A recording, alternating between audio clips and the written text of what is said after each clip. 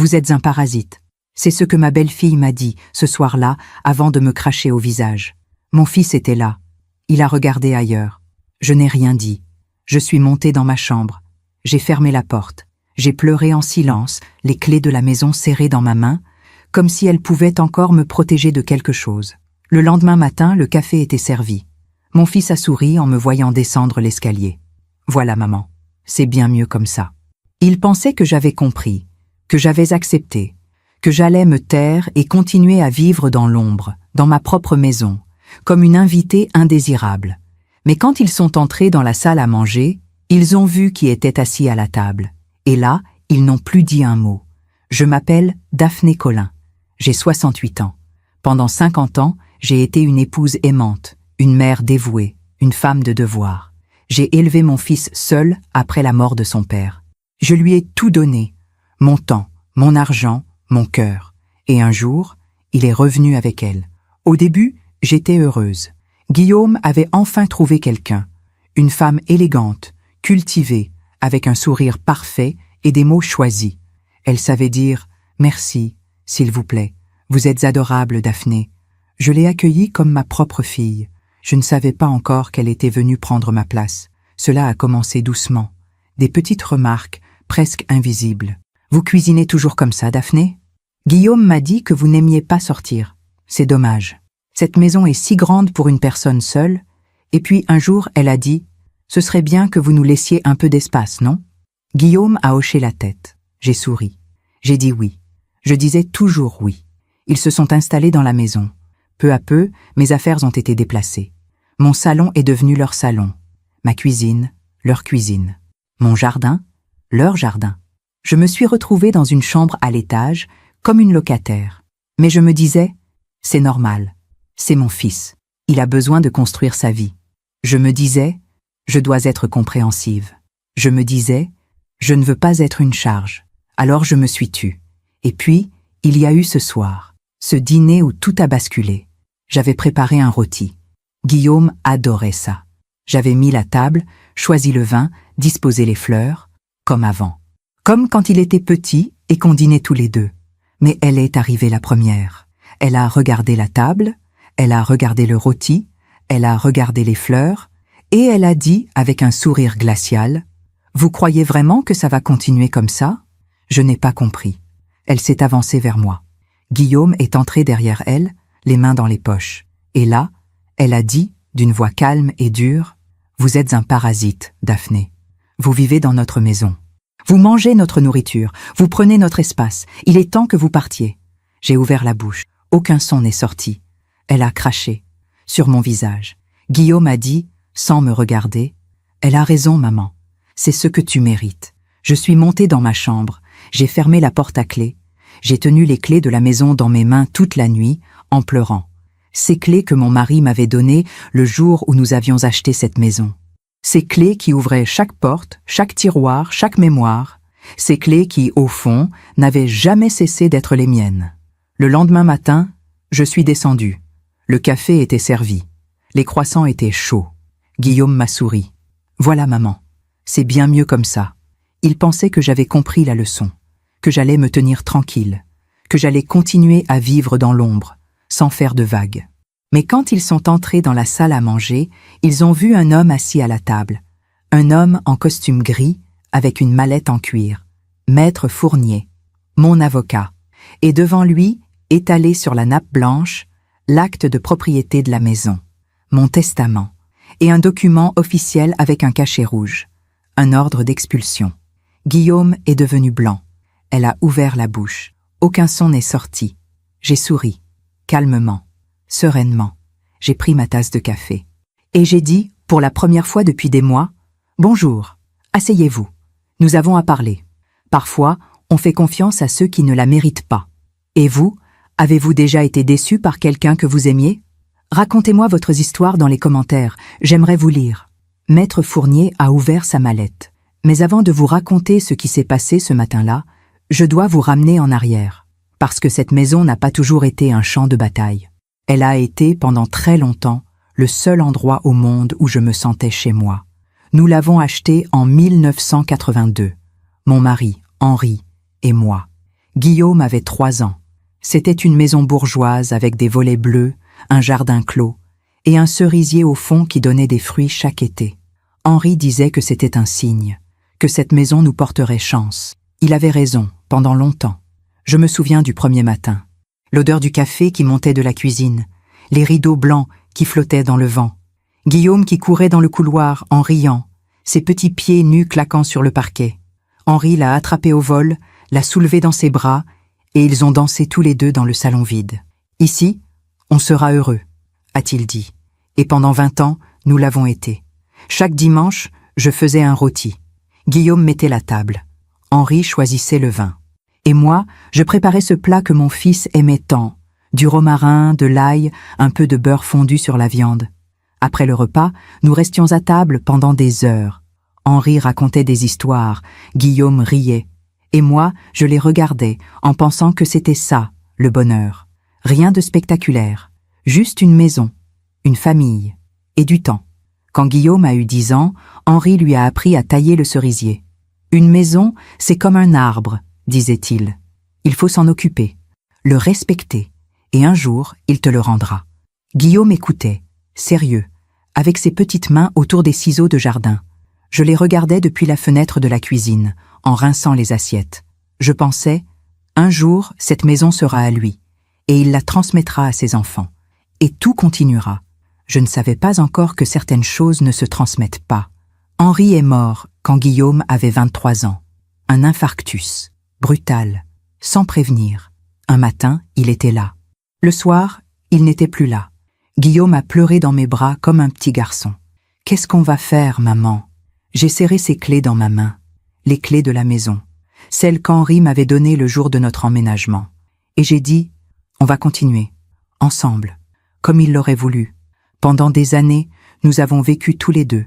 Guillaume a fait ses études, il est devenu ingénieur. Il sortait, il voyageait, il vivait sa vie. Mais chaque dimanche, il revenait. Pour le rôti, pour le café, pour parler. Il s'asseyait à la même place qu'avant, celle de son père. Et moi, je me disais, tant qu'il revient, tout va bien. Mais un jour, il est revenu avec elle. Elle s'appelait Stéphanie, belle, élégante, la quarantaine, un sourire parfait. Elle a franchi la porte et tout de suite, elle a regardé la maison comme si elle l'évaluait. « C'est charmant », a-t-elle dit. Mais le mot ne sonnait pas comme un compliment. Guillaume était différent avec elle. Il riait plus fort, il parlait moins, il évitait mon regard. Quand je lui ai servi du café, il a dit « Stéphanie préfère le thé, maman ». J'ai souri. « Bien sûr, mon chéri. » Et je suis allée chercher du thé. Les dimanches ont changé. Stéphanie ne mangeait pas de viande. Guillaume a arrêté d'en manger aussi. Elle n'aimait pas le désordre. Guillaume a commencé à ranger mes affaires. Elle trouvait la maison trop vieillotte. Guillaume a parlé de rénovation. Et moi, je souriais. Je disais oui. Je m'adaptais. Parce que je pensais, c'est normal, il est amoureux, ça va passer. Mais ça n'est pas passé. Un jour, Guillaume m'a dit « Maman, on aimerait s'installer ici, juste pour quelques mois, le temps de trouver un appartement. » J'ai dit oui. Comment aurais-je pu dire non? C'était mon fils. Les quelques mois sont devenus 6 mois, puis 1 an, puis 2. Et un jour, je me suis rendu compte que je n'habitais plus chez moi. J'habitais chez eux. Les clés de la maison sont restées dans ma poche, mais elles ne servaient plus à rien, parce qu'on peut avoir les clés d'une maison et ne plus y être chez soi. Ce matin-là, quand Maître Fournier a posé les documents sur la table, Guillaume a regardé les clés que je tenais dans ma main. Et pour la première fois depuis longtemps, j'ai vu quelque chose dans ses yeux. De la peur. Maître Fournier a sorti le premier document. Stéphanie a essayé de parler, mais il l'a interrompu d'un geste calme de la main. « Madame, je vous en prie, laissez-moi finir. » Guillaume était figé. Ses mains tremblaient légèrement sur le dossier de la chaise. J'ai bu une gorgée de café. Lentement, calmement. Et dans ce silence, je me suis souvenu du moment exact où tout a commencé à se fissurer. C'était un mardi après-midi, 3 mois après leur installation. Je rentrais des courses. J'avais acheté des poires, celles que Guillaume aimait depuis qu'il était petit. Des poires Williams, bien mûres, avec cette chair fondante qui sent l'été. J'ai posé les sacs dans la cuisine. Et là, j'ai remarqué quelque chose. Mes torchons n'étaient plus à leur place. Ceux que j'avais brodés moi-même, avec des petites fleurs bleues, ceux que ma mère m'avait appris à faire quand j'avais 20 ans. Ils avaient été remplacés par des torchons blancs, neuf, impeccable, sans âme. J'ai ouvert le tiroir. Mes torchons étaient là, pliés tout au fond, sous les nouveaux, comme si on les avait cachés, comme si on avait eu honte d'eux. Je les ai sortis, je les ai regardés, et quelque chose, dans ma poitrine, s'est serré. Stéphanie est entrée dans la cuisine. « Ah, Daphné, vous êtes rentrée. » Elle a vu les torchons dans mes mains. Oh, ceux-là, je les ai rangés. Ils étaient un peu, comment dire, démodés. J'ai acheté des nouveaux. C'est plus moderne, non? Elle a souri. J'ai souri aussi. Oui, bien sûr. C'est gentil. J'ai remis mes torchons dans le tiroir, tout au fond. Mais ce soir-là, dans ma chambre, je les ai sortis. Je les ai tenus contre moi. Et j'ai pleuré. Parce que ce n'était pas juste des torchons. C'était un morceau de ma vie, un morceau de ma mère, un morceau de moi. Et on me les avait enlevés sans même me demander. Les jours suivants, j'ai commencé à remarquer d'autres choses. Mes photos, celles que j'avais accrochées dans le salon. Henri et moi à Venise. Guillaume petit, dans le jardin, avec son cerisier. Notre mariage. Elles avaient été décrochées, remplacées par des toiles abstraites, des lignes noires sur fond blanc, froides, impersonnelles. C'est plus épuré, a dit Stéphanie quand elle a vu que je les regardais. Vos photos sont dans le placard de l'entrée, en sécurité. En sécurité. Comme si mes souvenirs étaient dangereux. Guillaume ne disait rien. Quand je lui ai demandé, doucement, pourquoi il avait enlevé les photos, il a haussé les épaules. Stéphanie trouve que c'était un peu chargé, maman. Et puis, tu sais, on vit ici maintenant. On a besoin de mettre notre touche. Notre touche. Comme si ma touche n'avait plus sa place. Comme si 50 ans de vie pouvaient être effacés en 3 mois. Puis, il y a eu l'épisode de la cuisine.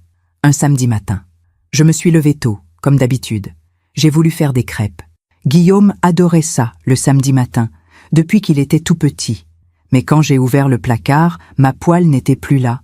Ma vieille poêle en fonte, celle que ma grand-mère m'avait donnée, celle qui faisait les crêpes les plus fines, les plus dorées. À la place, une poêle neuve, en téflon, brillante, parfaite. J'ai cherché partout.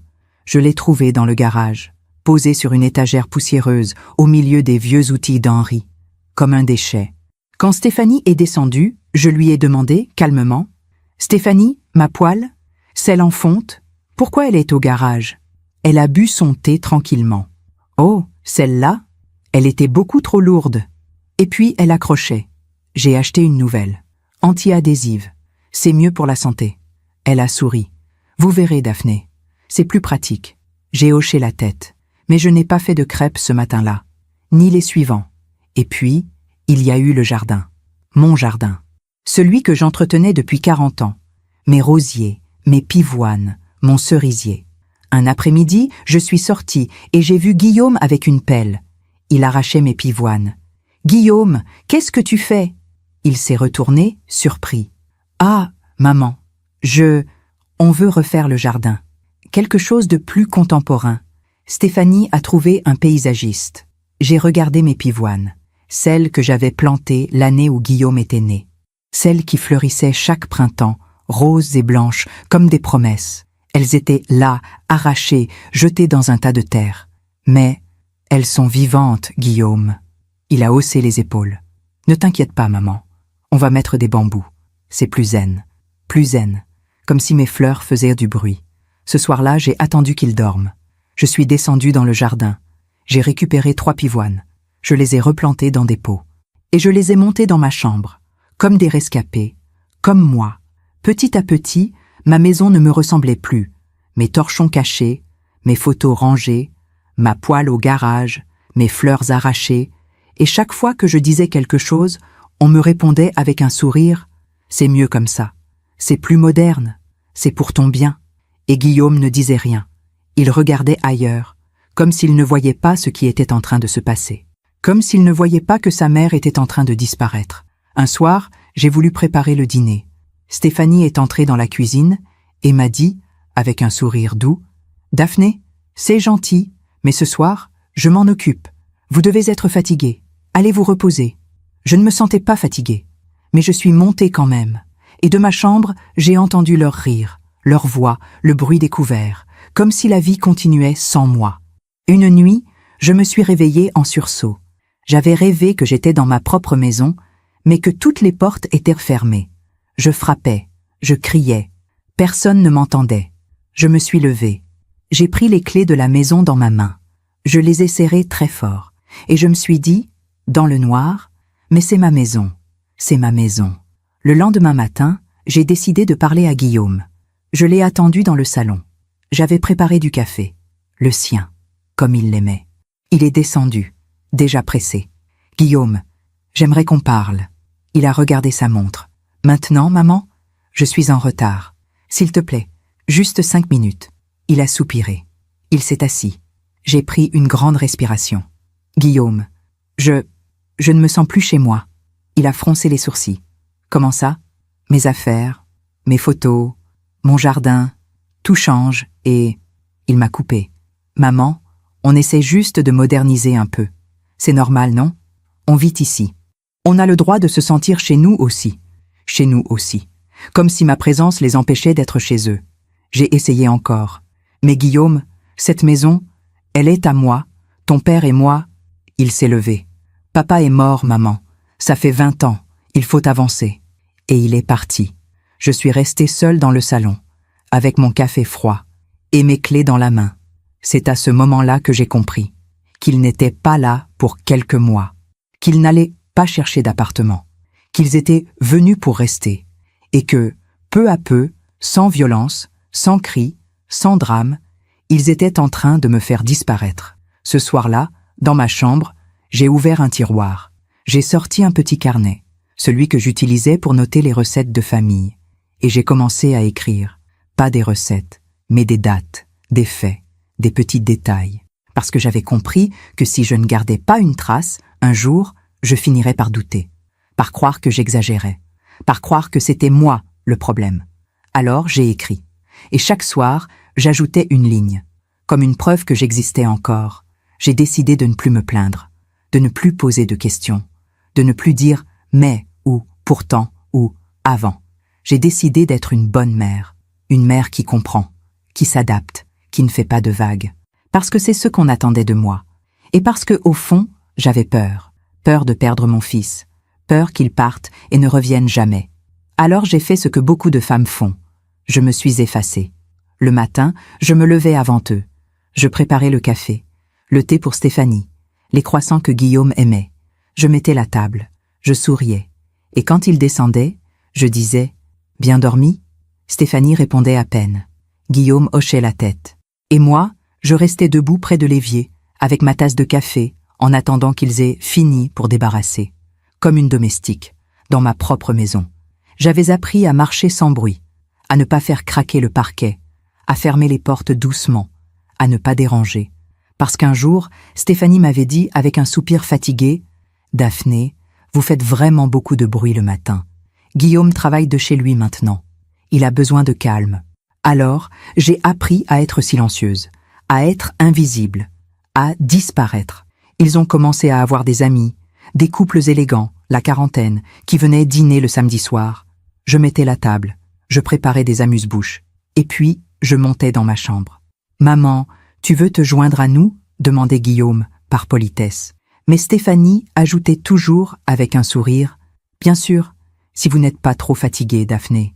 On sait que vous aimez vous coucher tôt. » Et tout le monde me regardait. En attendant que je dise non, alors je souriais. « Non, non, amusez-vous, je vais lire un peu. » Et je montais. De ma chambre, j'entendais leurs rires, leurs conversations, le bruit des verres qui tintaient, Stéphanie qui racontait une anecdote, et tout le monde qui riait. Guillaume qui disait « Ma mère, oh elle va bien, elle est en haut, elle aime sa tranquillité, comme si j'avais choisi d'être seule, comme si j'aimais ça. » Un soir, j'ai entendu une femme demander « Et cette maison, c'est la maison de ta mère, non ?» Il y a eu un silence, et puis Stéphanie a répondu avec un petit rire. « Oui, enfin, techniquement. Mais on s'en occupe maintenant. Daphné n'a plus vraiment l'énergie pour tout gérer seule. » Guillaume n'a rien dit. Il n'a pas corrigé. Il n'a pas dit « Non, c'est sa maison. Elle va très bien. » Il a laissé dire. J'ai serré les clés dans ma main. J'ai écrit dans mon carnet « 12 octobre. Stéphanie a dit que je n'avais plus l'énergie de gérer la maison. » Guillaume n'a rien dit. Et j'ai refermé le carnet. Quelques semaines plus tard, Il y a eu l'épisode du médecin. J'avais rendez-vous pour un contrôle de routine. Rien de grave, juste une visite annuelle. Mais quand je suis descendue, prête à partir, Stéphanie m'a dit « Daphné, vous voulez que je vous accompagne ?» J'ai été surprise, touchée même. « Oh, c'est gentil. Mais ce n'est pas nécessaire. Ce n'est qu'un contrôle. » Elle a insisté. « Non, non, j'y tiens. À votre âge, c'est toujours mieux d'avoir quelqu'un. À votre âge. » Comme si j'avais 90 ans. Comme si j'étais fragile. Comme si j'avais besoin d'être surveillée. Dans la salle d'attente, elle m'a posé des questions. « Vous prenez bien vos médicaments ?» Je ne prenais qu'un comprimé pour la tension. Un seul. « Oui, bien sûr. »« Et vous dormez bien ? Pas de vertige ? Pas de perte de mémoire ?» J'ai froncé les sourcils. « Non, je vais très bien, Stéphanie. » Elle a souri. « Tant mieux, c'est juste que... » Guillaume s'inquiète. Il dit que vous oubliez des choses parfois. J'oubliais des choses ? Quelles choses ? Elle a haussé les épaules. Oh, je ne sais pas. Des petits détails. Mais c'est normal à votre âge. Quand le médecin m'a reçu, Stéphanie a voulu entrer avec moi. « Madame Collin, vous préférez que je reste seule avec vous ?» a demandé le docteur Leroux. J'allais dire oui, mais Stéphanie a dit, avant moi, « Non, non, je suis sa belle-fille. On préfère que je sois là, pour être sûre qu'elle n'oublie rien. » Le docteur Leroux m'a regardé. J'ai hoché la tête. Qu'est-ce que je pouvais dire ? Pendant la consultation, Stéphanie a pris des notes. Elle a demandé si je pouvais avoir des troubles cognitifs. Le docteur a souri. Madame Collin est en parfaite santé, lucide, autonome, aucun signe de déclin. Stéphanie a insisté. Mais si jamais, plus tard, il y avait des signes, que devrait-on faire ? Le docteur a froncé les sourcils. Si jamais, un jour, cela devenait nécessaire, on pourrait envisager un suivi. Mais pour l'instant, ce n'est absolument pas le cas. Stéphanie a noté quelque chose dans son téléphone. Dans la voiture, sur le chemin du retour, elle a dit « Vous voyez, Daphné, c'est important d'être suivie. À votre âge, on ne sait jamais. » J'ai regardé par la fenêtre. Les rues défilaient, les arbres, les magasins. Et je me suis demandé « Est-ce que je deviens folle ? Est-ce que je fabule ?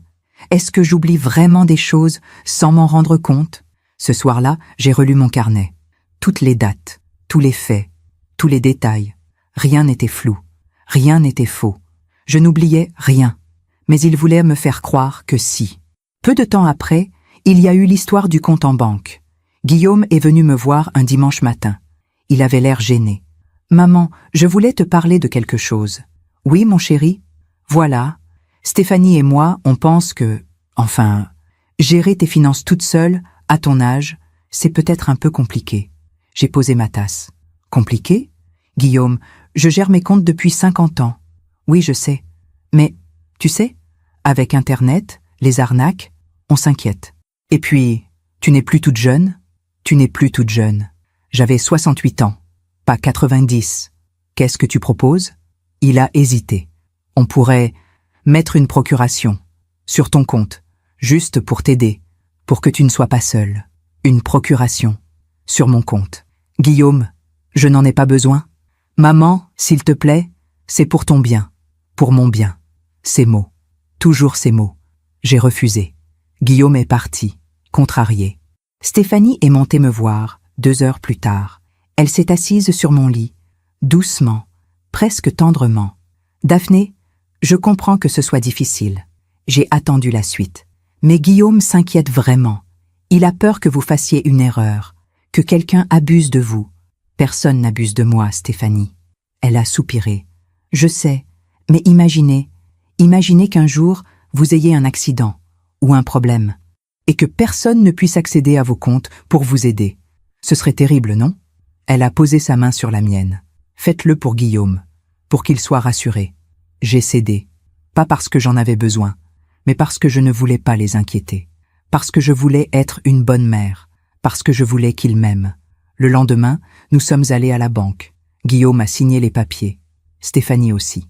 Et quand je suis rentrée à la maison, j'ai eu l'impression d'avoir perdu quelque chose d'invisible, mais d'essentiel. Ce soir-là, j'ai écrit dans mon carnet « 3 novembre ».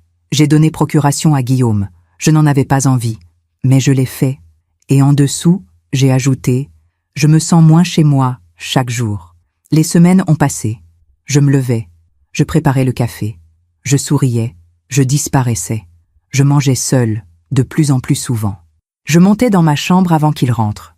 Je me faisais petite, silencieuse, obéissante. Un soir, Stéphanie m'a dit « Daphné, vous savez que cette maison est vraiment trop grande pour nous trois. » J'ai levé les yeux. « Trop grande ?»« Oui. Et puis, l'entretien, les charges, tout ça coûte cher. » Guillaume a ajouté « On pensait peut-être vendre, acheter quelque chose de plus petit, plus moderne. Vendre. Ma maison. Celle que j'avais achetée avec Henri. Celle où j'avais élevé mon fils. Celle où étaient tous mes souvenirs. Mais, Guillaume, c'est ma maison. » Il a soupiré. « Maman, c'est juste une idée.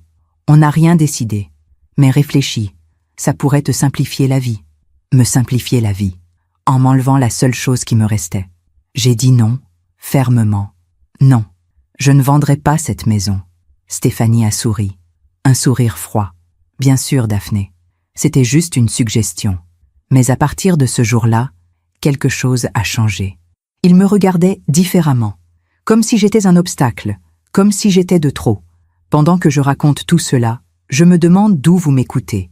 Écrivez le nom de votre ville en commentaire. J'aimerais savoir où mes mots vous trouvent. Un matin, j'ai trouvé une brochure sur la table de la cuisine. Une brochure pour une résidence pour seniors.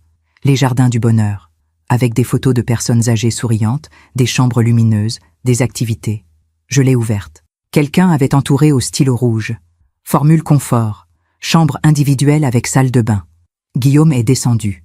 J'ai levé la brochure. « C'est quoi ça ?» Il a rougi. « Ah, ça. C'est Stéphanie qui l'a prise.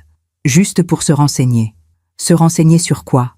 Maman, on se dit juste que, peut-être qu'un jour, tu serais mieux entourée, avec des gens de ton âge, des activités, des gens de mon âge, comme si j'étais vieille, comme si j'avais besoin d'être mise quelque part. Je n'irai pas dans une maison de retraite, Guillaume. Ce n'est pas une maison de retraite, maman. C'est une résidence. C'est différent. Je reste ici. Il a soupiré. Comme tu veux. Mais il a laissé la brochure sur la table, comme un avertissement. Ce soir-là, je me suis regardée dans le miroir de ma chambre. J'ai vu une femme de 68 ans, fatiguée, seule, silencieuse. Et je me suis demandé, comment j'en suis arrivée là ? Comment ai-je pu laisser tout cela arriver ? J'ai ouvert mon carnet. J'ai lu toutes les pages, tous les petits renoncements, toutes les petites humiliations, tous les petits silences. Et j'ai compris que ce n'était pas arrivé d'un coup. Ça s'était fait lentement, jour après jour, parce que j'avais eu peur de dire non, peur de déranger, peur de perdre mon fils, alors j'avais tout accepté, tout. Mais cette nuit-là, quelque chose en moi a craqué. Pas violemment, pas brutalement, juste une petite fissure. Une fissure qui disait « ça suffit ». Le lendemain matin, j'ai appelé quelqu'un que je n'avais pas vu depuis des années, Maître Fournier, l'avocat de la famille, celui qui avait rédigé le testament d'Henri. « Maître, c'est Daphné Colin. J'aurais besoin de vous voir. C'est urgent. » Il m'a reçu le jour même. Je lui ai tout raconté. Les petits changements, les procurations, la brochure, tout. Il a écouté en silence. Et puis il a dit « Madame Colin, vous êtes encore propriétaire de cette maison. Vous êtes lucide, autonome. Vous avez tous les droits. » J'ai senti quelque chose se desserrer dans ma poitrine. Que puis-je faire ? Il a réfléchi. Plusieurs choses. Mais d'abord, dites-moi, qu'est-ce que vous voulez vraiment ? J'ai regardé mes mains, mes clés, et j'ai dit, d'une voix calme, « Je veux ma maison. Je veux ma vie.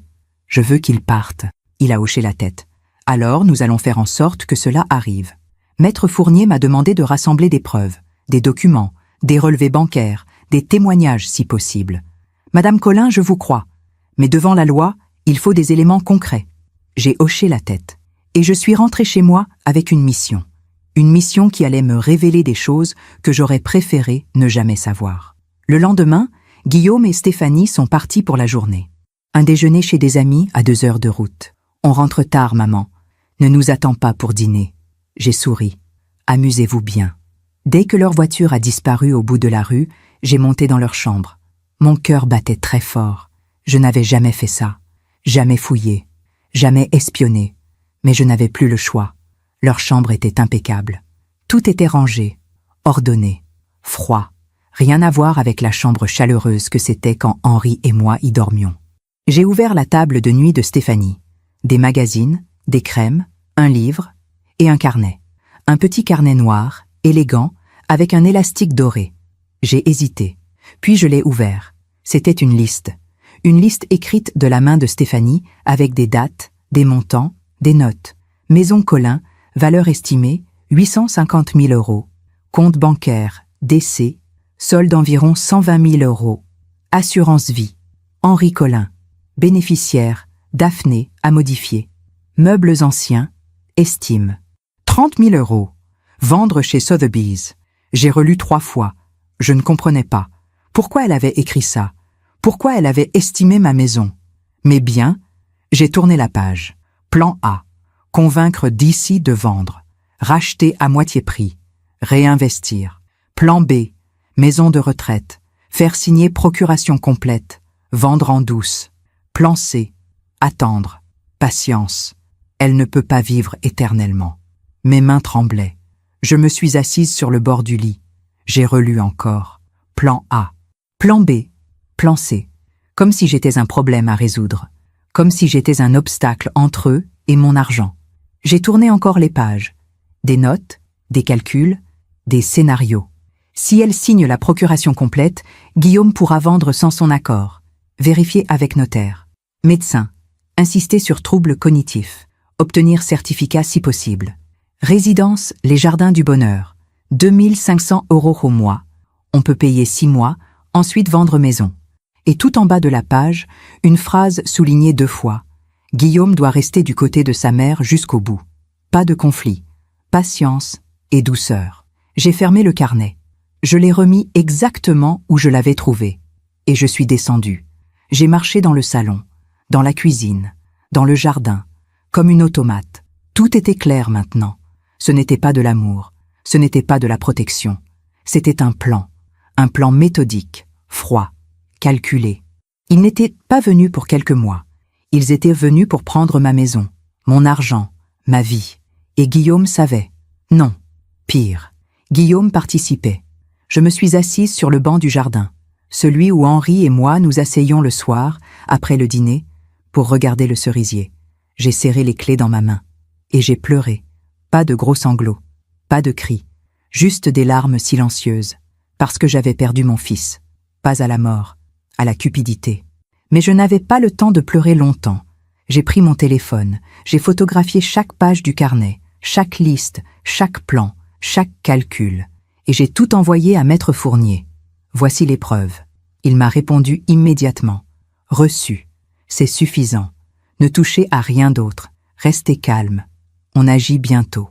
Quand Guillaume et Stéphanie sont rentrés, ce soir-là, je regardais la télévision dans le salon. « Bonsoir maman.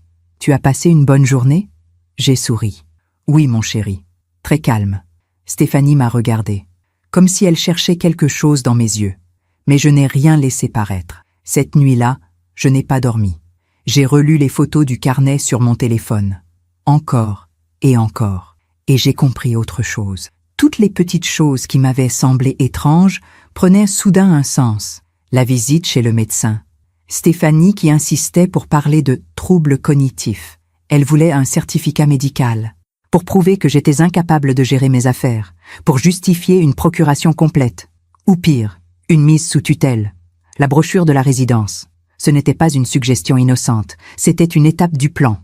Me faire partir. Vendre la maison. Empocher l'argent. 2 500 € par mois. On peut payer 6 mois. 6 mois. Après, il me laisserait me débrouiller. Ou peut-être qu'il ne paierait même pas. Peut-être qu'il me mettrait dans une résidence publique. La moins chère possible. Et Guillaume, mon fils, celui que j'avais porté, élevé, aimé, celui pour qui j'avais tout sacrifié. Il était avec elle. Il suivait le plan. Guillaume doit rester du côté de sa mère jusqu'au bout. Pas de conflit. Patience et douceur. Chaque sourire. Chaque « ne t'inquiète pas, maman ». Chaque « c'est pour ton bien ». Tout était calculé. Tout était faux. Le lendemain, j'ai commencé à chercher d'autres indices. J'attendais qu'ils sortent, qu'ils aillent faire des courses, qu'ils partent au travail. Et je fouillais, discrètement, méthodiquement, comme eux. Dans le bureau de Guillaume, j'ai trouvé des documents, des brochures d'agences immobilières, avec des estimations de prix pour la maison. 3 agences différentes. Toutes donnaient des valeurs entre 800 000 et 900 000 euros. Et sur l'une d'elles, une note manuscrite de Guillaume, demander estimation basse, faire croire à maman que la maison vaut moins. Négocier rachat familial. Rachat familial. Il voulait me faire croire que la maison ne valait presque rien, pour me la racheter, à moitié prix, et ensuite la revendre au prix réel, en empochant la différence. J'ai tout photographié, tout envoyé à Maître Fournier. Dans un tiroir, j'ai trouvé des relevés bancaires, les miens, ceux auxquels Guillaume avait désormais accès grâce à la procuration. Il y avait des surlignages, des montants encerclés. Retraite, 2100 € mois. Dividendes actions, en V 800 € mois. Total disponible, 2900 € mois.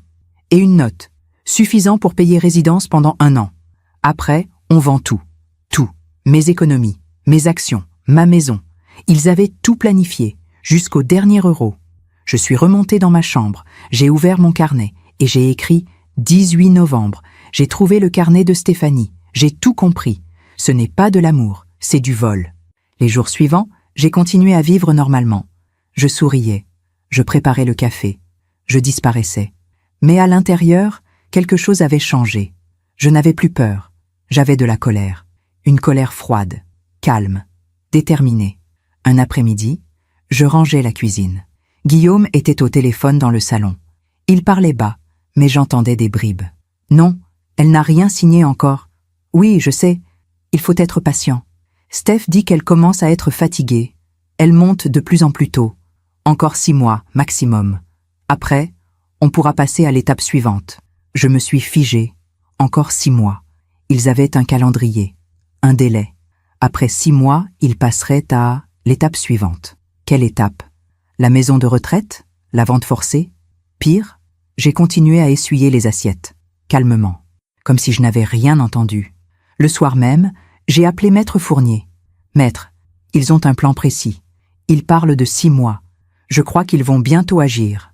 Madame Collin, nous aussi, nous allons agir. Mais il faut faire les choses dans les règles. Encore quelques jours. Vous tiendrez? Oui, je tiendrai. Le lendemain, il s'est passé quelque chose que je n'avais pas prévu. Une vieille amie, Marguerite, est venue sonner à la porte. Je ne l'avais pas vue depuis des mois. Elle avait essayé de m'appeler plusieurs fois, mais je n'avais pas répondu, parce que Stéphanie m'avait dit « Daphné, vous devriez vous reposer, voir moins de monde. Vous avez l'air si fatiguée. » Et j'avais obéi, comme toujours. Mais ce jour-là, Marguerite a insisté. Elle a sonné. Encore et encore. Stéphanie a ouvert. « Bonjour, je suis une amie de Daphné. Je voudrais la voir. » Stéphanie a souri. « Oh, Daphné n'est pas très bien en ce moment. Elle se repose beaucoup. Je ne voudrais pas la déranger. » Mais Marguerite n'était pas du genre à se laisser impressionner. Justement, si elle ne va pas bien, j'aimerais la voir. J'ai entendu la conversation depuis l'étage. Je suis descendue. « Marguerite !» Elle m'a regardée, et j'ai vu quelque chose changer dans ses yeux. De l'inquiétude. « Daphné, ça fait si longtemps ?» Nous nous sommes embrassés. Stéphanie est restée là, les bras croisés. « Je vais faire du thé », a-t-elle dit avec un sourire forcé. Marguerite et moi nous sommes assises dans le salon. Elle m'a pris la main. « Daphné, qu'est-ce qui se passe? Tu as maigri. Tu as l'air éteinte. » J'allais dire « Mais non, tout va bien, comme d'habitude. » Mais je me suis arrêtée, parce que Marguerite me connaissait depuis 40 ans. Elle avait été là quand Henri était mort. Elle savait qui j'étais. Alors j'ai dit, tout bas, « Marguerite, je ne vais pas bien. » Elle a serré ma main plus fort. « Raconte-moi. » Mais Stéphanie est revenue avec le thé. Elle s'est assise avec nous, comme une surveillante. Marguerite a essayé de parler de choses normales, de ses petits-enfants, de son jardin, de nos anciennes sorties. Mais Stéphanie répondait à ma place. « Oh, Daphné ne sort plus beaucoup. Elle préfère rester à la maison. Daphné se fatigue vite maintenant. Daphné a besoin de calme. » Et moi, je ne disais rien. Quand Marguerite est partie, elle m'a serré très fort. Et elle m'a glissé à l'oreille. « Si tu as besoin de moi, appelle-moi. N'importe quand. » J'ai hoché la tête, mais je ne l'ai pas appelé. Pas tout de suite, parce que j'avais peur. Peur qu'il l'apprenne. Peur qu'il m'isole encore plus. Peur de tout perdre. Ce soir-là, Guillaume est venu me voir dans ma chambre. Il s'est assis sur le bord de mon lit. « Maman, tu sais qu'on t'aime, hein ?» J'ai regardé ses yeux. Les mêmes yeux que quand il était petit. Les mêmes yeux avec lesquels il me regardait quand il avait fait une bêtise. Oui, Guillaume. Tout ce qu'on fait, c'est pour toi. Tu le sais, n'est-ce pas? J'ai souri. Oui, mon chéri. Il a embrassé mon front. Bonne nuit, maman. Dès qu'il est sorti, j'ai pris mon téléphone. J'ai écrit à Maître Fournier. Quand? Quand est-ce qu'on agit? Il a répondu, bientôt. Très bientôt. Tenez bon. Cette nuit-là, j'ai rêvé d'Henri. Il était dans le jardin, près du cerisier. Il me regardait, et il disait « Daphné, défends-toi ». Je me suis réveillée en sursaut. Il faisait encore nuit. J'ai pris mes clés. Je les ai serrées. Et j'ai su que le moment approchait, que bientôt j'allais reprendre ma vie. 2 jours plus tard, il s'est passé quelque chose qui a tout précipité. J'ai reçu un coup de fil. De la banque. Madame Collin? C'est la banque régionale. Nous vous appelons pour confirmer un virement important depuis votre compte. Mon sang s'est glacé. Quel virement? Un virement de 50 000 €, autorisé par monsieur Guillaume Collin, qui dispose d'une procuration sur votre compte. Nous voulions juste nous assurer que vous étiez au courant. 50 000 €. Non, je ne suis pas au courant. Annulez ce virement immédiatement. Madame, annulez-le, maintenant, et retirez la procuration de mon fils. Il y a eu un silence. Très bien, madame. Nous allons bloquer le virement. Mais pour retirer la procuration, vous devrez venir en personne. J'arrive. J'ai raccroché. Mes mains tremblaient. 50 000 €. Ils avaient essayé de voler 50 000 €. Sans me demander, sans me prévenir.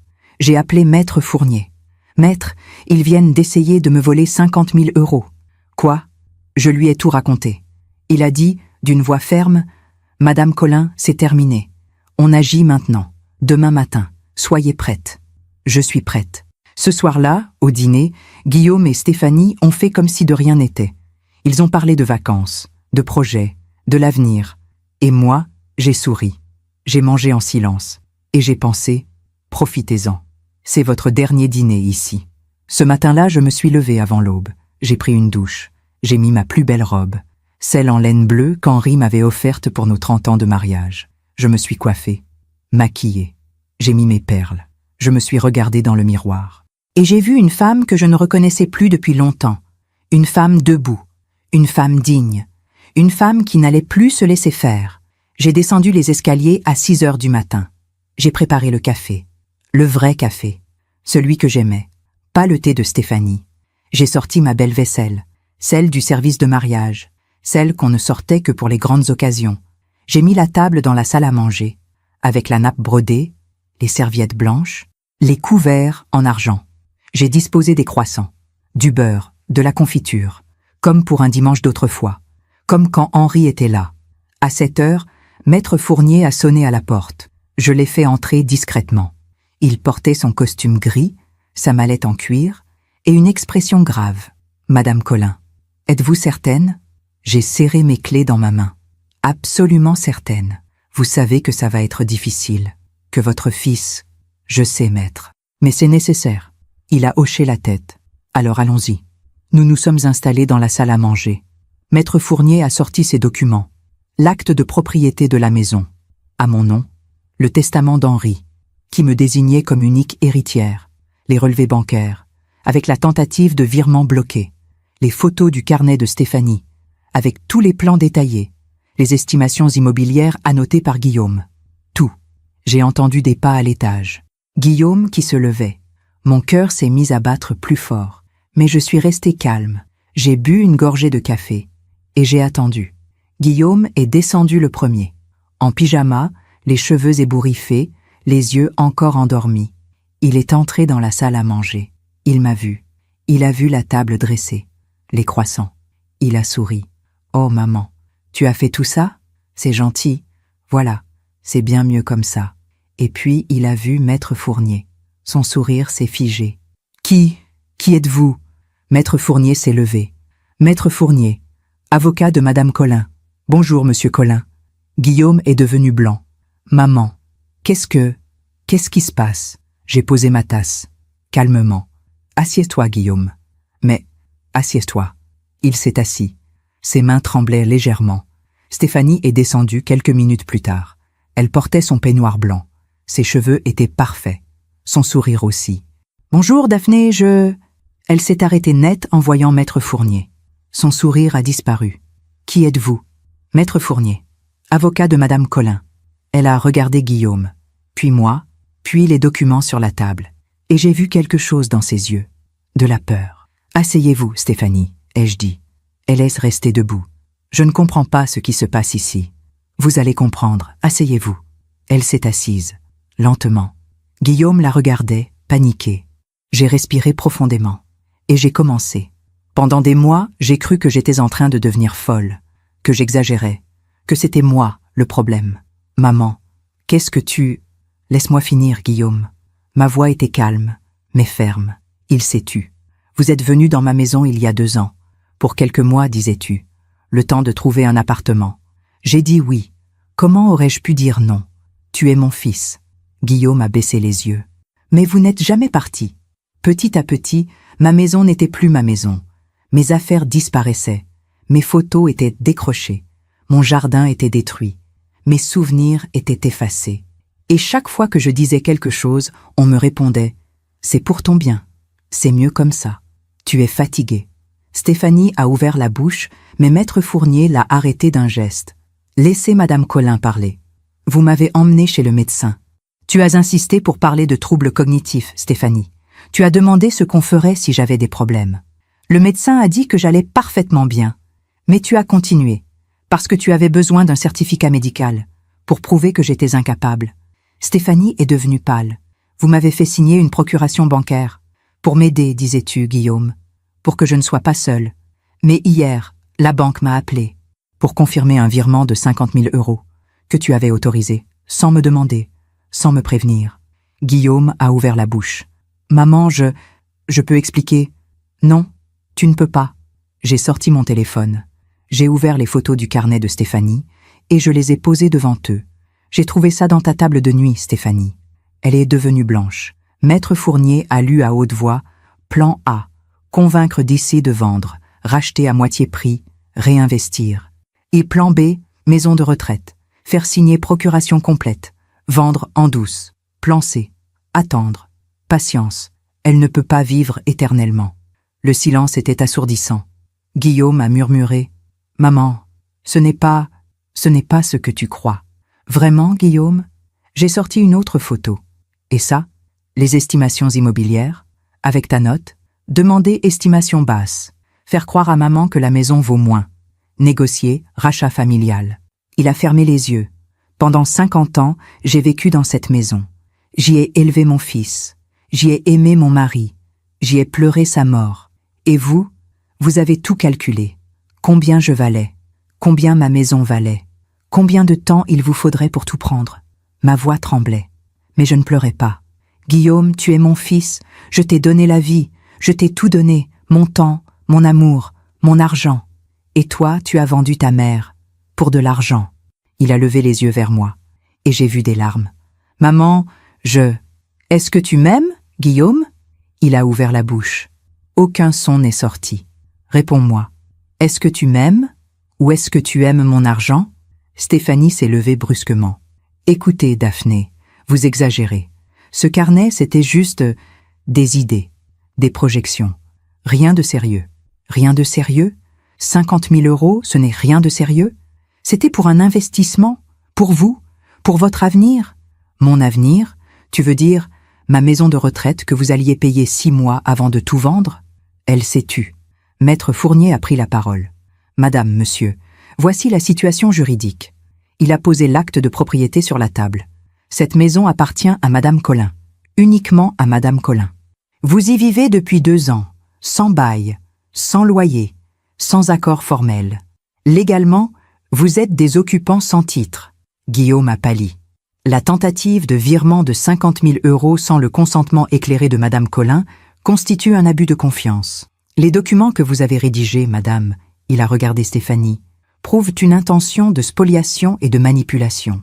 Et votre insistance auprès du médecin pour obtenir un certificat de troubles cognitifs alors que Madame Colin est en parfaite santé pourrait être qualifiée de tentative d'escroquerie aggravée.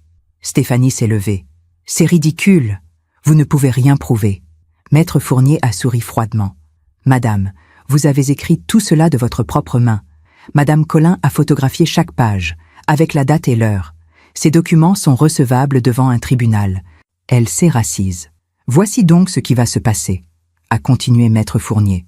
Vous allez quitter cette maison. Aujourd'hui. La procuration bancaire a été révoquée ce matin même. Madame Colin ne déposera pas de plainte pour abus de confiance. Guillaume a relevé la tête, un espoir dans les yeux. À condition que vous partiez immédiatement et que vous ne cherchiez plus jamais à la contacter ou à réclamer quoi que ce soit. Et si nous refusons ? A demandé Stéphanie, d'une voix tremblante. Alors je déposerai plainte, et je demanderai une enquête complète sur vos finances, sur vos intentions, sur tout. Et croyez-moi, avec les preuves que nous avons, vous risquez bien plus qu'une simple expulsion. Stéphanie s'est levée. Très bien, très bien. Guillaume, on s'en va. Elle est montée à l'étage. Guillaume est resté assis. Il me regardait, avec des yeux de petit garçon perdu. Maman, je suis désolée. J'ai senti quelque chose se briser en moi. Pas de la colère, de la tristesse. Une tristesse immense. Guillaume, pendant toute ma vie, j'ai cru que l'amour était inconditionnel. Qu'entre une mère et son fils, il y avait quelque chose d'incassable. Je me trompais. Maman, je t'aime. Non, Guillaume, tu aimes mon argent. Si tu m'avais aimé, tu ne m'aurais pas laissé disparaître dans ma propre maison. Si tu m'avais aimé, tu ne m'aurais pas laissé pleurer seule chaque soir. Si tu m'avais aimé, tu aurais dit non. À elle, à ses plans, à tout. Il a pleuré. De vraies larmes. Et une partie de moi voulait le prendre dans mes bras, le consoler, lui dire « Ce n'est rien, je te pardonne ». Mais je ne pouvais pas, parce que pardonner sans justice, ce n'est pas de l'amour, c'est de la lâcheté. Va-t'en, Guillaume. Maman, va-t'en. Il s'est levé. Il a monté les escaliers, lentement, comme un condamné. J'ai entendu des bruits de valises, des portes qui claquaient, des voix étouffées. Stéphanie qui disait « Dépêche-toi, on part ». Guillaume qui murmurait quelque chose. Et puis, le silence. Ils sont redescendus 1 heure plus tard, avec des valises, des sacs, quelques cartons. Stéphanie est passée devant moi sans un regard. Elle est sortie. Elle a chargé la voiture. Guillaume est resté sur le seuil. Il me regardait. « Maman, est-ce qu'on pourra un jour… » « Je ne sais pas, Guillaume. Je t'aime. Si c'est vrai, alors prouve-le. Pas avec des mots, avec des actes. Deviens l'homme que ton père aurait voulu que tu sois. » Il a hoché la tête. Il est sorti. La porte s'est refermée. J'ai entendu la voiture démarrer, s'éloigner, disparaître. Et puis, le silence. Un silence immense. Un silence que je n'avais pas entendu depuis 2 ans. Maître Fournier m'a regardé. « Madame Colin, vous avez été très courageuse. » J'ai souri tristement. « Non, maître. J'ai juste arrêté d'être lâche. » Il est parti quelques minutes plus tard. Je suis restée seule, dans ma maison. Ma maison qui était enfin redevenue ma maison. J'ai marché dans le salon. Mes pas résonnaient sur le parquet. J'ai ouvert les fenêtres. L'air frais est entré. J'ai enlevé les toiles abstraites. J'ai ressorti mes photos. Henri et moi à Venise. Guillaume petit, dans le jardin. Je les ai raccrochés. Je suis allée dans la cuisine. J'ai sorti ma vieille poêle en fonte du garage. Je l'ai lavée, huilée, remise à sa place. J'ai sorti mes torchons brodés. Je les ai déployés, comme des drapeaux. Je suis allée dans le jardin. Mes pivoines en pot étaient encore là, dans ma chambre. Je les ai replantées, à leur place, près du cerisier. Et puis je me suis assise sur le banc, celui où Henri et moi nous asseyions autrefois. J'ai sorti mes clés. Je les ai regardées. Ces clés qui n'avaient jamais cessé d'être les miennes, mais que j'avais oublié d'utiliser. J'ai pleuré, longtemps, pas de colère, pas de rage, juste de la tristesse, parce que j'avais perdu mon fils, pas à la mort, mais à quelque chose de pire, à lui-même. Mais au fond de cette tristesse, il y avait autre chose, quelque chose de nouveau, quelque chose que je n'avais pas senti depuis longtemps, de la fierté. Je m'étais défendue, j'avais dit non, j'avais repris ma vie. Et ce soir-là, pour la première fois depuis 2 ans, j'ai dormi dans ma chambre. Pas celle à l'étage, mais ma vraie chambre. Celle que j'avais partagée avec Henri, celle qu'ils avaient prise et que je venais de reprendre. Je me suis couchée dans mon lit, j'ai serré mes clés contre mon cœur et j'ai murmuré « Henri, j'espère que tu es fier de moi. Je me demande encore si j'ai fait le bon choix. Et vous, qu'auriez-vous fait à ma place ? Les premiers jours ont été étranges. La maison était silencieuse, pas le silence oppressant d'avant, quand je marchais sur la pointe des pieds pour ne pas les déranger. Un autre silence, le silence de l'absence, le silence de la liberté, mais aussi le silence de la solitude. Le premier matin, je me suis réveillée à 6 heures, par habitude. J'ai descendu les escaliers, j'ai préparé le café, et puis je me suis arrêtée. Personne n'allait descendre, personne n'allait s'asseoir à table, personne. J'ai bu mon café seul, dans le silence, et j'ai pleuré. J'ai passé cette première semaine à remettre la maison en ordre, à effacer leurs traces. J'ai rangé les toiles abstraites dans le garage, j'ai démonté leur bureau, j'ai retiré leurs affaires de la salle de bain. Chaque objet que je touchais me renvoyait à eux, à lui, à mon fils. Dans un tiroir, j'ai trouvé une photo. Guillaume, à 5 ans, dans mes bras, devant le cerisier. Il riait, je riais. Nous étions heureux. J'ai regardé cette photo longtemps. Et je me suis demandé, où est passé cet enfant? Quand est-ce qu'il a disparu? Quand est-ce que mon fils est devenu quelqu'un que je ne reconnais plus? J'ai rangé la photo dans une boîte, avec les autres souvenirs, parce que je ne pouvais pas la jeter. Mais je ne pouvais pas non plus la regarder tous les jours. Pas encore. Marguerite est venue me voir 3 jours après leur départ. Elle a sonné à la porte. Quand j'ai ouvert, elle m'a serré dans ses bras sans dire un mot. Et j'ai pleuré. Sur son épaule, comme une petite fille. « Raconte-moi », a-t-elle dit. Nous nous sommes assises dans le salon. Et je lui ai tout raconté. Le carnet, les plans, la tentative de vol, la confrontation. Elle m'a écoutée en silence. Et quand j'ai eu fini, elle a dit « Daphné, tu as été incroyablement courageuse. Je ne me sens pas courageuse. Je me sens vide. C'est normal. Tu viens de perdre ton fils. Mais il est vivant. Oui. Et c'est encore plus douloureux. Elle avait raison. Perdre quelqu'un à la mort, c'est terrible. Mais au moins, on peut faire le deuil. On peut se dire, il est parti. Ce n'était pas son choix. C'était la vie. Mais perdre quelqu'un qui est vivant, quelqu'un qui a choisi de vous trahir, quelqu'un qui pourrait revenir, s'excuser, changer, mais qui ne le fait pas, c'est une douleur différente. Une douleur qui ne guérit pas de la même façon. Marguerite est restée avec moi toute la journée. Elle m'a aidé à descendre les derniers cartons du grenier, à trier les affaires qu'ils avaient laissées. « Tu veux que je les mette à la poubelle ?» a-t-elle demandé.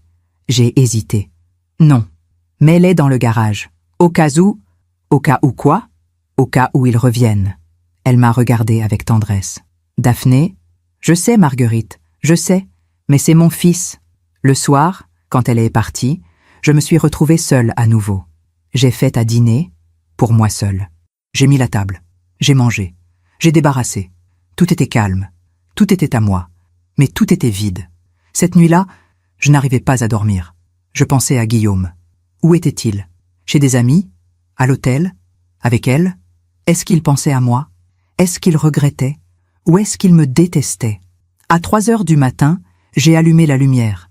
J'ai pris mon carnet. Et j'ai écrit « 22 novembre. Guillaume est parti. La maison est à moi. Mais je me sens plus seule que jamais. Est-ce que j'ai bien fait? Est-ce que j'aurais dû pardonner? Fermer les yeux? Continuer à vivre dans l'ombre, mais au moins l'avoir près de moi? Non, parce qu'il n'était pas près de moi. Il était près de mon argent. Et je mérite mieux que ça. Les jours suivants, j'ai essayé de reprendre une routine. Je me levais, je prenais mon café, je lisais, j'allais au marché, je jardinais, je recevais Marguerite, quelques autres amis, des gens que je n'avais pas vus depuis des mois, parce que Stéphanie m'avait isolée, peu à peu, sans que je m'en rende vraiment compte. Mais maintenant, elles revenaient, elles sonnaient à ma porte, elles apportèrent des gâteaux, elles restaient me boire le thé. Et elles disaient « Daphné, ça fait si longtemps. On s'inquiétait pour toi. On a essayé de t'appeler, mais tu ne répondais jamais. » Et je réalisais combien j'avais été seule, combien il m'avait coupé du monde. Un après-midi, une de mes amies, Pauline, m'a dit « Daphné, je vais te dire quelque chose, mais promets-moi de ne pas te fâcher. Vas-y, ta belle-fille, elle nous a dit, il y a quelques mois, que tu n'allais pas bien, que tu avais des troubles de mémoire, que tu te fatiguais vite, que tu ne voulais plus voir personne. » Je me suis figée. Quoi? On l'a cru, Daphné. On pensait te laisser tranquille. On ne voulait pas te déranger. Donc ce n'était pas juste dans la maison. Elle avait menti à mes amis. Elle m'avait isolée de tout le monde, pour que personne ne remarque, pour que personne ne pose de questions, pour que je sois seule, vulnérable, facile à manipuler. Je vais bien, Pauline. J'ai toujours été bien. Je sais, je le vois maintenant. Mais à l'époque, on ne savait pas. Ce n'est pas ta faute. Elle a pris ma main. Qu'est-ce qui s'est passé, Daphné? Je lui ai tout raconté. Quand j'ai eu fini, elle était en larmes. Mon Dieu, Daphné, comment as-tu pu supporter ça? Je ne sais pas. Mais c'est fini maintenant.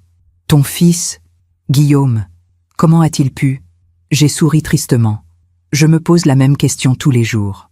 Le dimanche suivant, j'ai fait un rôti, par habitude, parce que le dimanche, on faisait toujours un rôti. Henri, Guillaume, moi, j'ai mis la table, j'ai cuisiné, j'ai sorti le vin, et puis je me suis assise, seule, avec mon rôti, pour une personne. Et j'ai pleuré, parce que ce n'était pas juste la maison que j'avais perdue pendant 2 ans, ce n'était pas juste ma liberté, c'était ma famille, mon fils, l'idée que j'avais de lui, l'amour que je croyais inconditionnel. Tout ça, je l'avais perdu. J'ai essayé de manger, mais je n'avais pas faim. J'ai rangé le rôti dans le réfrigérateur. Et je me suis dit, plus jamais je ne ferai de rôti le dimanche, parce que c'est trop douloureux. Parce que ça me rappelle ce que j'ai perdu. Quelques jours plus tard, j'ai reçu un message. De Guillaume. Un simple SMS. Maman, est-ce qu'on peut parler? Mon cœur s'est arrêté. J'ai lu le message 10 fois. Mes mains tremblaient. Une partie de moi voulait répondre immédiatement. Dire « Oui, viens, on va parler, on va arranger ça ». Mais une autre partie de moi disait « Non, pas encore ». J'ai attendu 2 heures, et puis j'ai répondu « Pas maintenant, Guillaume, j'ai besoin de temps ». Il a répondu tout de suite « Je comprends, je suis désolée, maman ». J'ai regardé ce message longtemps. Désolée, est-ce qu'il l'était vraiment? Ou est-ce qu'il disait ça parce qu'il avait besoin de quelque chose? Parce qu'il regrettait de s'être fait prendre? Ou parce qu'il regrettait vraiment ce qu'il avait fait? Je ne savais pas. Et c'était ça, le plus douloureux. Ne plus savoir, ne plus faire confiance. Cette nuit-là, j'ai relu toutes nos conversations. Tous les messages qu'il m'avait envoyés ces 2 dernières années. « Salut maman, ça va? Merci pour le dîner. On t'aime. » Tous ces petits mots. Est-ce qu'ils étaient sincères? Ou est-ce qu'ils faisaient partie du plan? Guillaume doit rester du côté de sa mère jusqu'au bout. Pas de conflit, patience et douceur. J'ai fermé mon téléphone et j'ai pleuré. Parce que je ne savais plus quoi croire. Parce que tout ce que je pensais savoir sur mon fils s'était effondré. Le lendemain, je suis allée au cimetière, sur la tombe d'Henri. Je m'y étais pas allée depuis des mois. Parce que Stéphanie disait toujours « Daphné, vous devriez vous reposer. C'est loin. Vous allez vous fatiguer. » Et j'avais écouté, comme toujours. Mais ce jour-là, j'y suis allée. J'ai apporté des fleurs, des roses blanches. Je me suis assise sur le banc, devant la tombe. Et j'ai parlé à Henri. « Henri, je ne sais pas si tu peux m'entendre, mais j'ai besoin de parler. » J'ai chassé Guillaume de la maison. Il voulait nous voler. Nous voler, Henri. Ton fils. Notre fils. Il a tout planifié avec elle. Il voulait me mettre dans une maison de retraite, vendre notre maison, prendre notre argent. Et moi, comme une idiote, je ne voyais rien. Le vent soufflait doucement. Les feuilles tombèrent des arbres. Dis-moi que j'ai bien fait. Dis-moi que je n'ai pas été trop dure. Dis-moi que tu aurais fait pareil. Silence. Mais Henri, c'est notre fils. C'est le petit garçon qu'on a élevé ensemble. Celui qui courait dans le jardin. Celui qui riait dans tes bras. Où est-il? Où est passé cet enfant? J'ai pleuré longtemps sur cette tombe. Pas juste pour Guillaume, mais pour tout. Pour Henri qui n'était plus là. Pour la famille que nous avions été. Pour la femme que j'avais été. Pour tout ce qui était cassé. En rentrant, j'ai vu une voiture garée devant la maison. Mon cœur a fait un bond. Guillaume? Mais non, c'était Maître Fournier. Il est descendu de sa voiture quand il m'a vu. Madame Colin, j'espère que je ne vous dérange pas. Non, pas du tout, entrez. Nous nous sommes assis dans le salon. Il avait l'air grave. Madame Colin, je voulais vous informer de quelque chose. Oui, votre fils, Guillaume, il a essayé de me contacter. Mon cœur s'est serré. Que voulait-il? Il voulait savoir si vous accepteriez de le voir, de parler. Qu'est-ce que vous lui avez dit? Que je vous transmettrais le message, mais que la décision vous appartenait. J'ai regardé mes mains. Mes clés étaient reposées sur la table. Est-ce qu'il a dit autre chose? Il a dit qu'il regrettait, qu'il voulait s'expliquer. Maître, est-ce que je dois le voir? Il a réfléchi. Madame Colin, je ne peux pas répondre à cette question. C'est à vous de décider. Mais je peux vous dire ceci. Ne le faites pas par culpabilité. Ne le faites pas parce que vous pensez que vous devez lui pardonner parce que c'est votre fils. Faites-le seulement si vous pensez que c'est bon pour vous, pour votre paix intérieure. J'ai hoché la tête. Merci, maître. Prenez votre temps. Et si un jour vous décidez de le voir, faites-le ici, dans votre maison, sur votre terrain, pas chez lui. Pourquoi? Parce que c'est important, symboliquement. Vous êtes celle qui a le pouvoir maintenant, pas lui. Après son départ, je suis restée longtemps assise dans le salon, à regarder le cerisier par la fenêtre. Est-ce que je devais voir Guillaume? Est-ce que je devais lui pardonner? Est-ce qu'une mère peut vraiment couper les liens avec son enfant? Je ne savais pas. Tout ce que je savais, c'était que j'avais besoin de temps, de guérir, de me retrouver, avant de pouvoir affronter à nouveau mon fils. Ce soir-là, j'ai écrit dans mon carnet « 29 novembre. Guillaume veut me parler. Je ne sais pas quoi faire. Une partie de moi veut le revoir. L'autre partie a peur. Peur qu'il me fasse encore mal. Peur de me laisser manipuler à nouveau. Peur de découvrir que je ne peux plus lui faire confiance. Jamais. » Et puis j'ai ajouté « Mais peut-être que c'est ça. Grandir. Accepter que les gens changent. Accepter que l'amour ne suffit pas toujours. Accepter que parfois, pour se sauver soi-même, il faut laisser partir ceux qu'on aime. Même si ça fait mal. Surtout si ça fait mal. 2 semaines ont passé. 2 semaines pendant lesquelles j'ai réfléchi. À Guillaume, à moi, à ce qu'était une mère, à ce qu'était un fils, à ce que signifiait pardonner, et à ce que signifiait se respecter. J'ai passé beaucoup de temps dans le jardin, à planter, à tailler, à réparer ce qui avait été détruit. Mes pivoines avaient repris. Elles étaient petites encore, fragiles, mais vivantes. Le cerisier aussi semblait différent, comme s'il respirait mieux, comme s'il sentait que la maison était redevenue ce qu'elle devait être, un lieu de vie, pas un champ de bataille. Un matin, en buvant mon café sur le banc du jardin, j'ai eu une révélation. Pas quelque chose de spectaculaire, pas un éclair de sagesse, juste une pensée, claire et simple. Je n'ai pas besoin de vengeance, je n'ai pas besoin qu'il souffre. La vie s'en chargera, parce que c'est comme ça que ça marche. Les gens qui trahissent, qui mentent, qui manipulent, ils finissent toujours par récolter ce qu'ils ont semé. Pas tout de suite, pas de manière spectaculaire, mais lentement, sûrement. La vie a sa propre justice. Guillaume et Stéphanie vivaient dans un monde construit sur le mensonge, sur la cupidité, sur la trahison. Ce genre de fondation, ça ne tient jamais longtemps.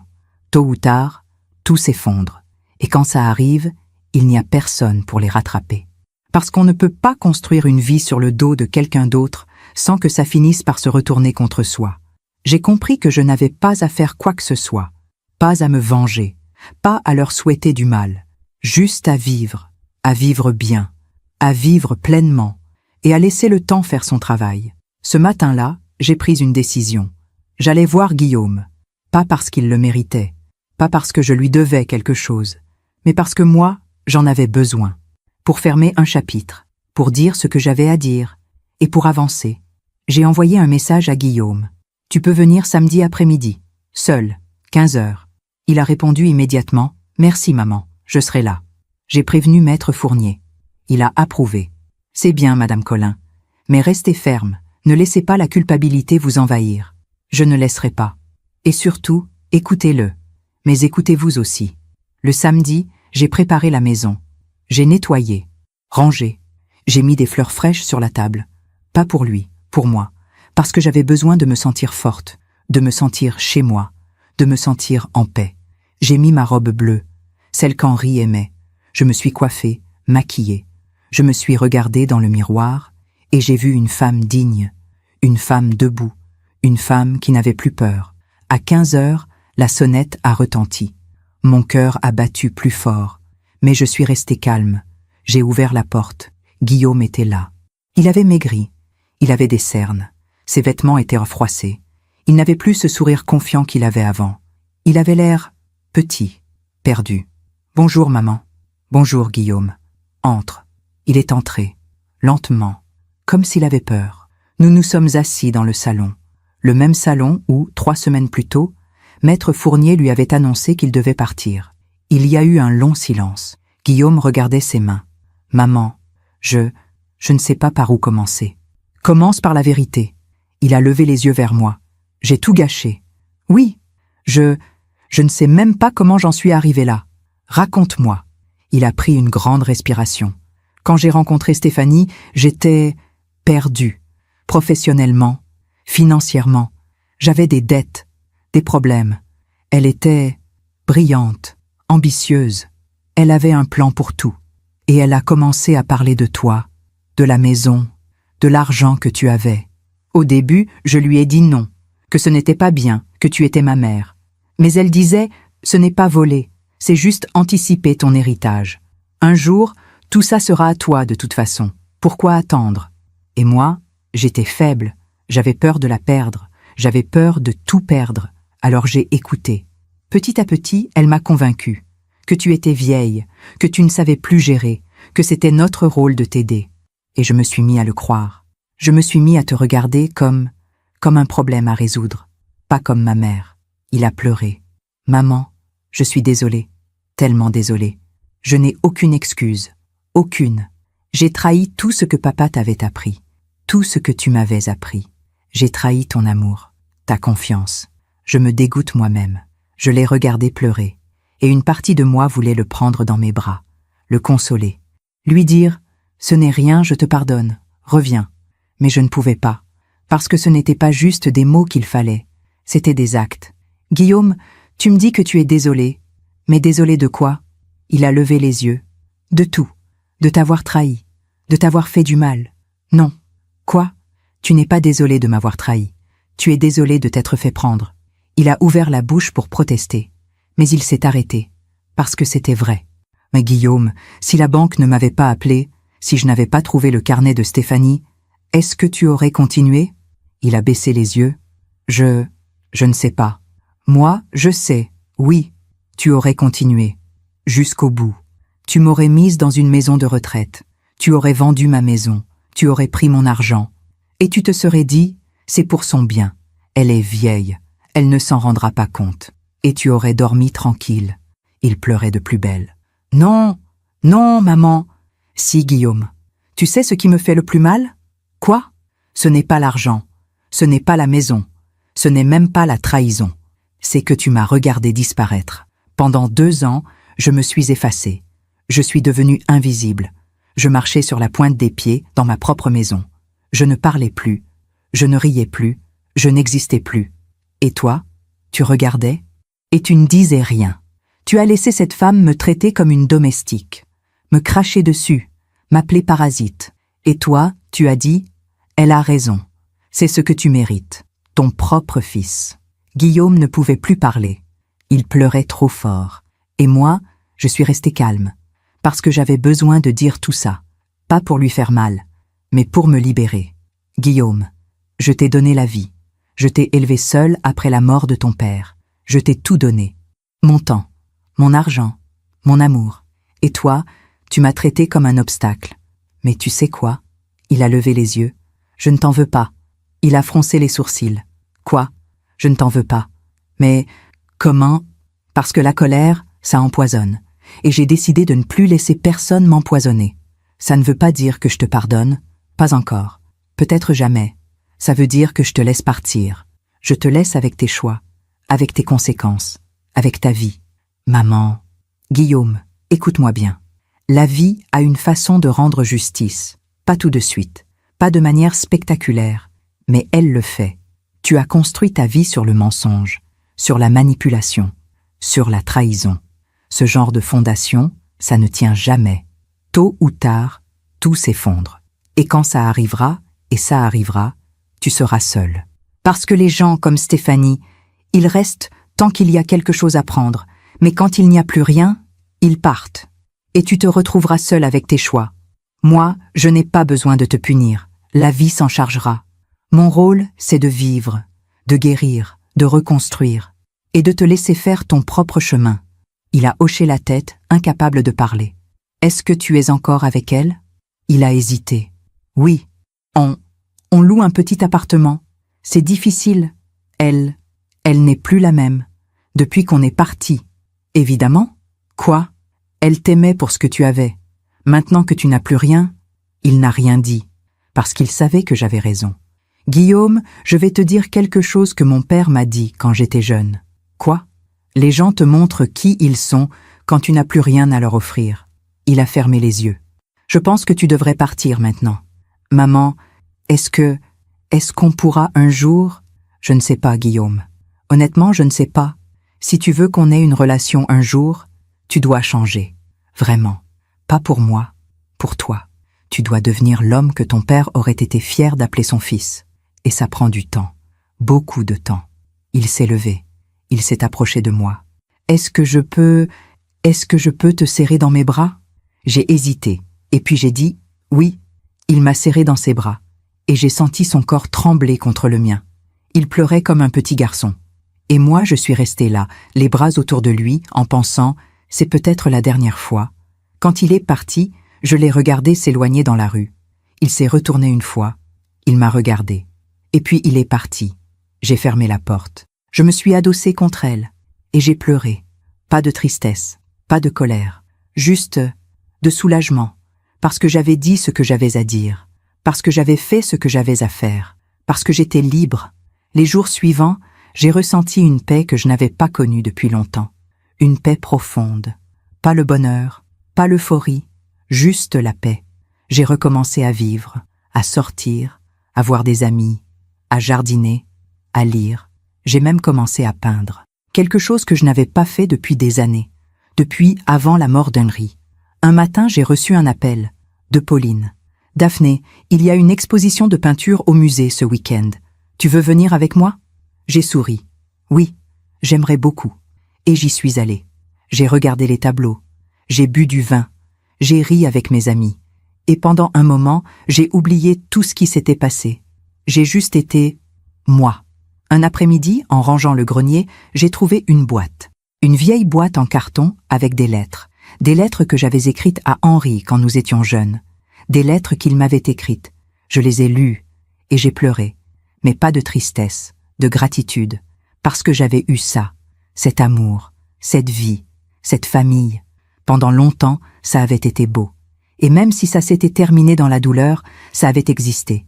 Et personne ne pouvait me l'enlever. Ce soir-là, j'ai écrit dans mon carnet « 12 décembre ». J'ai vu Guillaume. Je lui ai dit ce que j'avais à dire. Je ne sais pas s'il changera. Je ne sais pas si on se reverra. Mais je sais que j'ai fait ce qu'il fallait. Parce que j'ai choisi de me respecter, de me protéger, de vivre. Et j'ai compris quelque chose. La vengeance, ce n'est pas nécessaire. La vie se charge de rendre ce qu'on lui donne. Guillaume récoltera ce qu'il a semé, tôt ou tard. Moi, je n'ai qu'à vivre. Et c'est exactement ce que je vais faire.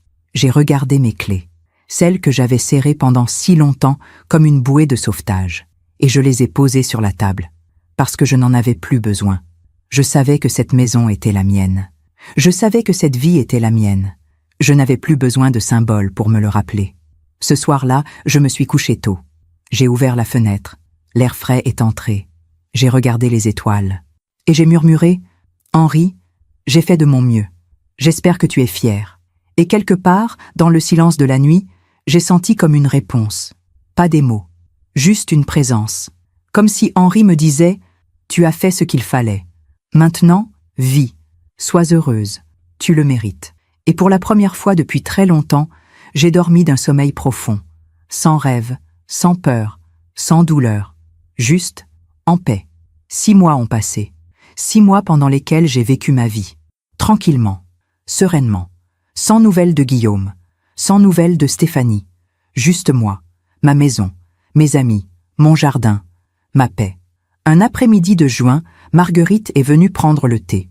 Nous étions assises dans le jardin, sous le cerisier. Les pivoines avaient fleuri, magnifiques, roses et blanches, comme une résurrection. « Daphné, tu as des nouvelles de Guillaume ?» a-t-elle demandé doucement. « Non, aucune. Et ça va ?»« Oui, ça va. » Et c'était vrai. Tu sais, Marguerite a hésité. J'ai croisé quelqu'un qu'il connaît. Mon cœur s'est serré un peu. « Ah oui ? Il paraît que les choses ne vont pas bien pour lui. » Je n'ai rien dit. Marguerite a continué. « Stéphanie l'a quitté, il y a 3 mois. J'ai bu une gorgée de thé. Je vois. Elle est partie avec un autre homme, quelqu'un de plus riche, apparemment. Je n'ai ressenti ni joie ni tristesse, juste une sorte de Confirmation. Elle est partie dès qu'il n'avait plus rien à offrir. Exactement, a dit Marguerite. Et Guillaume? Il vit seul maintenant, dans un studio. Il a des dettes. Il a dû vendre sa voiture. Apparemment, il a perdu son travail aussi. Des problèmes avec son entreprise. Une histoire de confiance brisée. J'ai regardé le cerisier. Les fleurs dansaient dans le vent. La vie rend toujours ce qu'on lui donne. Tu savais que ça arriverait. Oui. Est-ce que tu vas lui tendre la main? J'ai réfléchi. Non, pas maintenant. Peut-être jamais. Tu ne ressens rien pour lui? Si, de la tristesse, mais pas de la culpabilité. Guillaume doit apprendre. Il doit comprendre que les actes ont des conséquences. Si je le sauve maintenant, il n'apprendra rien. Il faut qu'il touche le fond, qu'il se relève seul, qu'il devienne l'homme qu'il aurait dû être. Et s'il n'y arrive pas, alors ce sera son choix, pas ma responsabilité. Marguerite a hoché la tête. Tu as raison, tu as beaucoup changé, Daphné. Non, je suis redevenue moi-même. Quelques semaines plus tard, j'ai reçu une lettre, de Guillaume. Une vraie lettre, manuscrite, sur du papier jauni. Je l'ai regardée longtemps avant de l'ouvrir. Et puis j'ai lu. Maman, je ne m'attends pas à ce que tu me répondes. Je ne m'attends à rien. Je voulais juste te dire que tu avais raison. Surtout, Stéphanie est partie. Mon travail aussi. Mes amis aussi. Je me suis retrouvée seule, avec rien. Et j'ai compris que tout ce que j'avais construit était faux, que je n'étais rien sans toi, sans ce que tu m'avais donné. J'ai honte, j'ai mal, et je sais que c'est ce que je mérite. Tu m'as dit que la vie rendait ce qu'on lui donnait. Tu avais raison, je ne te demande rien. Je voulais juste que tu saches que je comprends maintenant, et que je suis désolée, vraiment désolée. Guillaume. J'ai replié la lettre. Je l'ai posée sur la table, et je n'ai rien ressenti. Ni joie, ni tristesse. Juste du calme. Je ne lui ai pas répondu. Pas par cruauté, mais parce qu'il n'y avait rien à dire. La vie lui avait donné sa leçon. À lui maintenant de décider quoi en faire. À lui de se relever. À lui de changer. Sans moi. Un soir, j'ai croisé une voisine au marché. Elle m'a dit « Daphné, vous avez l'air tellement bien. Vous rayonnez. » J'ai souri. « Merci. Je vais bien. » On raconte que votre fils, qu'il y a eu des problèmes. J'ai pris une grande respiration. Oui, il y a eu des problèmes, mais tout est résolu maintenant. Et il va bien? Je l'espère, mais ce n'est plus ma responsabilité. Elle a hoché la tête, un peu surprise, mais respectueuse, parce que j'avais compris quelque chose d'essentiel. Aimer quelqu'un ne veut pas dire tout accepter. Aimer quelqu'un ne veut pas dire se laisser détruire. Parfois, aimer quelqu'un, c'est le laisser tomber, pour qu'il apprenne à se relever seul. Ce soir-là, j'ai écrit dans mon carnet. 28 juillet. J'ai appris que Guillaume avait tout perdu. Stéphanie, son travail, tout. La vie lui a rendu ce qu'il avait donné. Je n'ai ressenti ni joie ni tristesse, juste la confirmation que la justice existe, pas celle des tribunaux, celle de la vie, celle du karma. Elle m'avait traité de folle, de parasite. Des années plus tard, c'est elle qui s'est retrouvée seule, vide, sans rien. La vie finit toujours par rendre ce qu'on lui donne. Aujourd'hui, j'ai 69 ans. 1 an a passé depuis que Guillaume et Stéphanie sont partis de ma maison. 1 an pendant lequel j'ai réappris à vivre, à respirer, à être moi-même. Ce matin, je me suis réveillée avec le soleil. J'ai préparé mon café. Je me suis assise dans le jardin, sous le cerisier. Les pivoines sont plus belles que jamais. Et moi aussi. Guillaume m'a écrit 3 fois encore. De courtes lettres, humbles, sincères. Je lui ai répondu à la dernière, pas pour lui pardonner complètement, mais pour lui dire que je lui souhaitais de trouver la paix, que je lui souhaitais de devenir l'homme qu'il devait être, et que si un jour il y arrivait vraiment, peut-être qu'on pourrait parler, peut-être, mais sans promesse, parce que j'ai appris qu'on ne doit rien à personne, même pas à son propre enfant, quand il vous a traité comme un parasite. Hier, une jeune femme est venue sonner à ma porte, la fille de Marguerite. Elle m'a dit « Madame Colline, ma mère m'a raconté votre histoire, et ça m'a aidée, parce que moi aussi, je vis une situation difficile, avec ma belle-mère, et votre histoire m'a donné du courage. » Elle a pleuré dans mes bras, et je lui ai dit « N'attends pas 2 ans comme moi, dis non maintenant, défends-toi maintenant, tu le mérites. » Quand elle est partie, j'ai compris que tout ce que j'avais traversé avait un sens, que ma douleur pouvait servir, qu'elle pouvait aider d'autres femmes, à ouvrir les yeux, à se défendre, à se respecter. Alors j'ai décidé de raconter mon histoire, pas pour me venger, pas pour humilier Guillaume, mais pour que d'autres femmes sachent qu'elles ne sont pas seules, qu'elles ne sont pas folles, que ce n'est pas normal de disparaître dans sa propre vie, et que même à 68 ans, même quand tout semble perdu, on peut se relever. On peut reprendre sa vie, on peut dire non. Ce soir, je suis assise dans mon salon. Mes photos sont au mur, ma poêle est à sa place, mes torchons brodés aussi. Ma maison est redevenue ma maison. Et moi, je suis redevenue moi. Je regarde mes clés sur la table. Je ne les serre plus dans ma main. Je n'en ai plus besoin, parce que je sais qui je suis, et je sais ce que je vaux. Guillaume récolte ce qu'il a semé, Stéphanie aussi. Et moi, je récolte la paix, la dignité, la liberté. Si mon histoire aide ne serait-ce qu'une femme à ouvrir les yeux, si elle aide ne serait-ce qu'une personne à dire non, à se défendre, à se respecter, alors tout cela aura eu un sens. La vie m'a appris quelque chose de précieux, que la justice existe, pas celle des tribunaux, celle du temps, celle du karma.